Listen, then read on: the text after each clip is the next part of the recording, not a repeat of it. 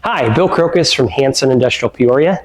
Today we're going to talk about a hot water pressure washer trailer package with a 550-gallon tank, 100-foot hose reel on the back end, and a LANDA MHC 4-35324E/B, which is electric start for the E, and the B is belt driven. Let's do the walk around on this trailer package. First, we're going to start with this LANDA 4-35324E/B. This has electric start engine, like I said, and belt driven. We'll look at the stuff that we see first.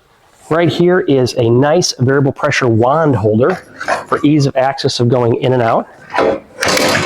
You got the high-end burner and the horizontal coil. LANDA is known for the horizontal coils. They started in early 1969, 1970. They were using less fuel and tumbling the flame to cover the area on the inside to make it 25% better fuel economy with a horizontal coil versus a vertical, which they still do today. This son of a gun with 60-degree water will give you 205 degrees at full burn if you wanted to. It has a nice fuel tank inside here. They'll give you 8 hours of runtime. It has a hose hanger on the back, so if you're a portable, you can hang the hose on the back and hold the handle there.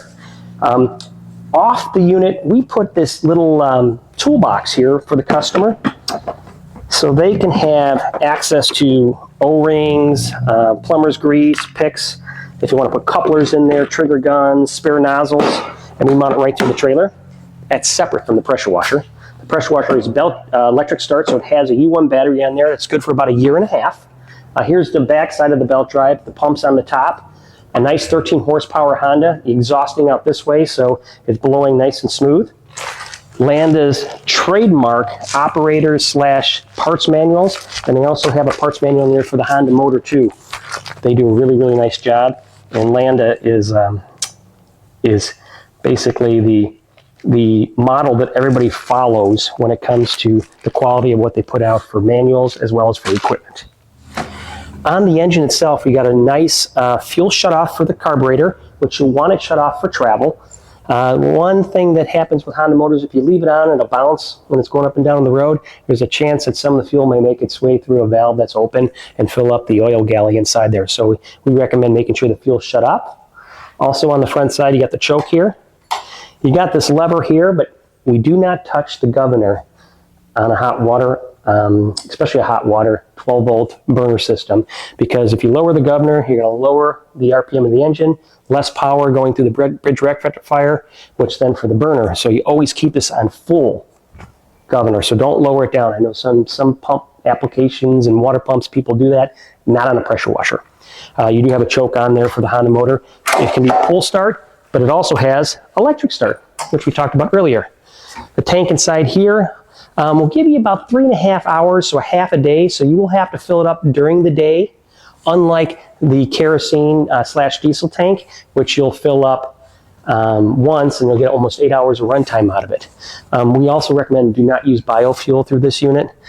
It's better to use straight kerosene. The cleaner the fuel, the better the burn, but you also can run diesel through it too, but not bio. Gasoline, you can use the lowest octane available for the Honda motor. It'll run fine. As we go up, we have LANDA's trademark on the MHC. There's a reset switch if something's overloaded. They have a tachometer. It has an hour meter, and it also has a maintenance counter. So it'll start blinking when it needs to have its first oil change and future oil changes done. After you get done, you just slide a magnet over where it says tach hour, and it resets everything. Above that is adjustable thermostat. I have it marked here for 180 because that's the temperature that you want to run at. Above here, when the burner's running and everything's running right, this burner switch over here will be lit, and there's an on-off burner switch, which is usually turned on after the system and everything's running and the engine's been running for a while. Okay, now we're going to talk about how we join this 550-gallon tank and its operation through the system to the pressure washer. We'll start on the bottom. We have from the tank, a bulkhead fitting that goes to a ball valve that can be shut off. We have a screen on here, which is a big screen. It'll catch any debris that may get into the tank on accident. And then there's a hose that comes up to another screen that goes to the inlet of the pump. This hose that's coming off there is basically a hose coming off the unloader. So when you release the trigger, it would normally bypass back to the inlet of the pump and run in a circle. Well, because we're on a trailer unit, and if you walk away while you're getting things set up, this basically becomes a giant float tank. So we'll spit the water back into here.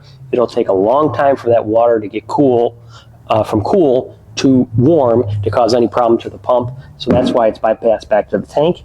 And then for a safety, we have a float wired into the engine that if for some reason they forget what you're doing and you're doing a whole bunch of stuff and your water level starts getting really low, it's going to go ahead and shut the engine off, and you won't be able to start it until you fill the water back up. So it's kind of a reminder, but it's a safety reminder. It'll shut off just below the 200 mark, and it'll kick back on just under the 300 mark. We put the white and blue stripe on there, so you know if you're above the white stripe, the float will be set, and you can still start the unit, but when you get down to below 200, it's going to go ahead and shut it off. That's so that we don't make that pump grab so much water and pull so much through the packings. It'll actually make it stop before it causes any harm to the pump. Let's talk about the tank. First of all, we have it strapped in. We have some big eye hooks on here and big straps going over the top and the bottom. And there's a big cap here that you can open up to fill all your water in if you have a quick way of filling it up with a fire hose of some sort. The other thing that we did is that we put a laminated operations to start and stop the unit. So if you forget how to do something because you were working on something else, we have it on both sides of the unit for you as well. Here are some important things to verify when you're using it. When the temperature gets below 40 degrees, things freeze. The pressure washer has a big brass head on it, and water, you'll get wind chill in there, you'll get below freezing, and you'll get some icing that will form. It'll damage the pressure washer first and could cause some damage to the plastic and the piping between the unit, the tank, to the pressure washer unit. The other thing too is in the summertime, it can get really hot if it sits out in the sun. Hot water going into hot water pressure washer can cause packing problems too. So if you are going to take it out and the water is already warm and you don't want to drain it and refill it, basically a 5-pound bag of ice for every 50 gallons of water. So if you have 400 gallons, that's two bags of ice for every 100 gallons. So that's 8 bags of ice you're going to throw on the top there. So by the time you get to your site, that ice has dissipated through there and mixed all up and made this water cool instead of warm. So some good things to think about before you take it out on the road. And also, we put a stripe on the back of the tank too, just like we did in the front. So you know you want your water level above that. That's your minimum start water level. The other thing is that we have 4 blocks and 4 corners so the trailer, on the trailer so the tank won't move. And we have these big, huge 1/2-inch eye hooks that are going all the way through and then strapped on there. This is the reel. The reel has a lock for locking and unlocking. So if it's locked, it's not going to move. Unlock, it will move. We also have on here a coupler so that the hose doesn't dangle around inside there. We put you a high pressure swivel between there, so when you will connect the gun, you'll be able to rotate it under high pressure. And then when you get done for end of the day, you'll snap it back into that coupler after you get everything rolled up and close to the hose end. So before you go ahead and lock it up. This is also the feed that comes all the way from the pressure washer.